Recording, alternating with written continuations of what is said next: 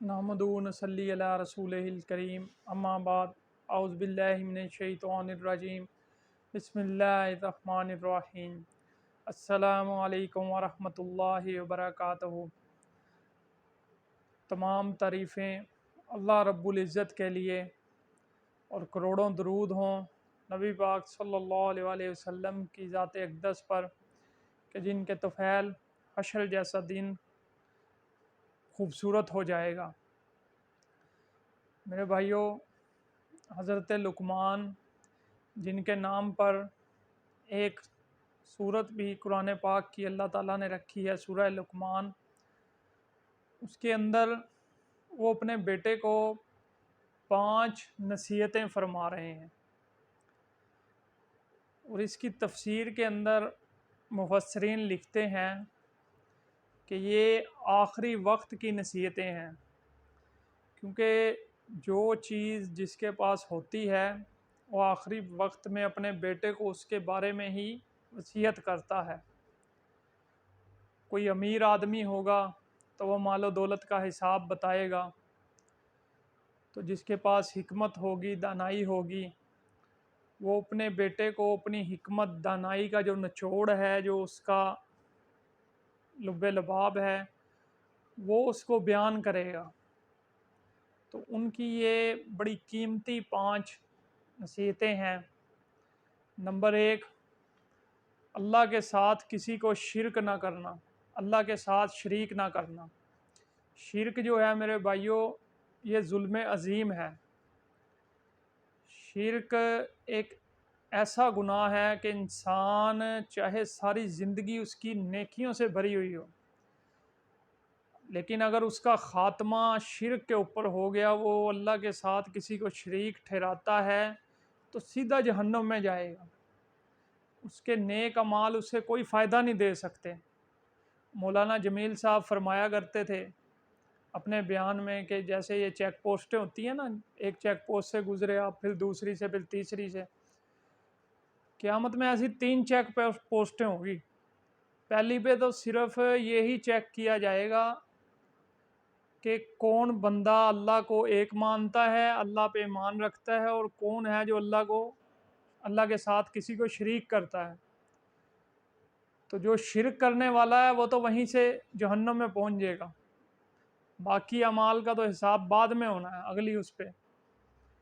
تو جو شرک کرتا ہے وہ تو وہیں سے سیدھا جہنم میں چلا جائے گا۔ شرک جو ہے نا میرے بھائیوں، یہ بہت بڑا گناہ ہے۔ اللہ رب العزت نے فرمایا ہے قُلْ هُوَ اللَّهُ احد، اللہ ایک ہے۔ یہ جو کائنات کا نظام چل رہا ہے نا، یہ انسان میں اللہ تعالیٰ نے اتنی عقل رکھی ہے کہ یہ اتنا بڑا نظام، اور یہ سارے نظام ایک دوسرے سے جڑے ہوئے ہیں۔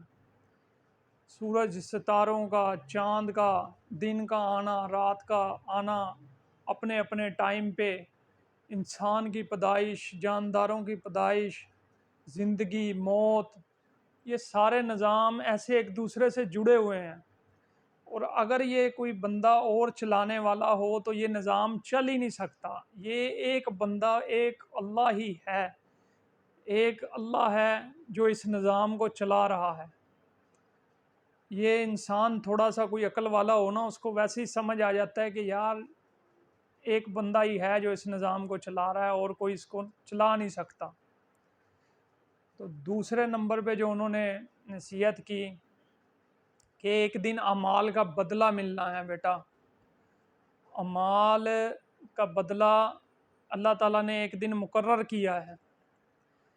میرے ہاتھ جو عمل کر رہے ہیں، میری زبان جو بول رہی ہے، معاذ رضی اللہ تعالیٰ عنہ نے نبی پاک صلی اللہ علیہ وسلم سے پوچھا کہ یا اللہ، کیا یہ زبان کے بول پہ بھی ہماری پکڑ ہوگی؟ تو اللہ کے نبی صلی اللہ علیہ وسلم نے فرمایا کہ معاذ، تیری ماں تجھے گم پائے، اسی کے بل پہ تو زیادہ لوگ جہنم میں جائیں گے۔ میرے بھائیو، یہ جو بول ہے نا زبان کا، اور یہ ہاتھ کا عمل، آنکھ کا عمل، دیکھنا، کانوں کا سننا، جسم سے ہمارے جو بھی عمل نکل رہا ہے، یہ لکھا جا رہا ہے، اور یہ آخرت میں ہمارے آگے ایسے سامنے کر دیا جائے گا۔ اس کا ہمیں حساب دینا ہے۔ قرآن پاک کے اندر ہے وَمَن يَعْمَلْ مِثْقَالَ ذَرَّةٍ خَيْرٍ يَرَهُ وَمَن يَعْمَلْ مِثْقَالَ ذَرَّةٍ شَرٍّ يَرَهُ، یعنی کہ اگر تم نے ذرہ برابر بھی نیکی کی ہوگی تو وہ تمہارے سامنے آ جائے گی، اور اگر تم نے ذرہ برابر بھی برائی کی ہوگی تو وہ بھی تمہارے سامنے آ جائے گی۔ تو میرے بھائیو، جب نامہ اعمال انسان کا تلے گا ترازو پہ، تو اس کا ہر عمل اس کے اندر آ جائے گا، اور اس دن وہ دیکھے گا کہ جو لکھنے والے نے لکھا ہے اس نے کچھ بھی پیچھے نہیں چھوڑا۔ اور تیسرے نمبر پہ جو انہوں نے اپنے بیٹے کو نصیحت کی کہ بیٹا نماز قائم رکھ۔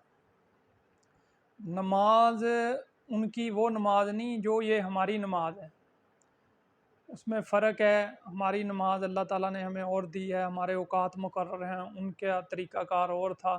ان کی نماز میں اور ہماری نماز میں جو چیز مشترک ہے وہ اللہ کے ساتھ تعلق ہے۔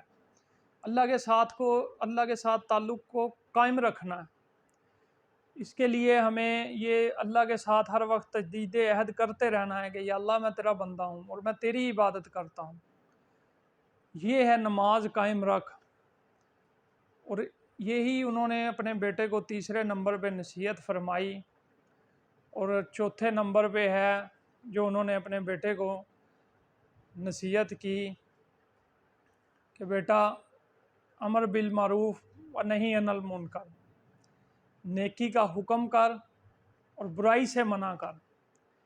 اب یہ جو عمل ہے نا میرے بھائیو، اسی کے بنا، اس عمل کے اوپر ہی اللہ تعالیٰ نے ہمیں بہترین امت قرار دیا ہے۔ یہ عمل نبیوں والا عمل ہے، اب قیامت تک اور کوئی نبی نہیں آئے گا۔ ہمارے نبی حضرت محمد مصطفیٰ صلی اللہ علیہ وآلہ وسلم خاتم النبیین ہیں، ان پہ اللہ تعالیٰ نے نبوت کو ختم فرما دیا، اور ہم آخری امت ہیں۔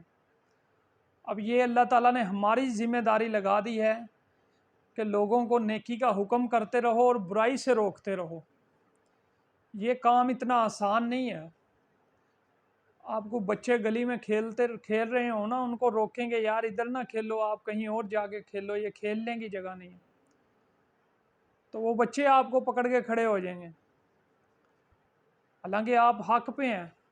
تو جو اللہ حق ہے جس کی آپ نے دعوت دینی ہے، جب آپ اس کی دعوت دیں گے تو بہت سوں کو تکلیف ہوگی، بہت سے لوگ آپ کے خلاف ہو جائیں گے۔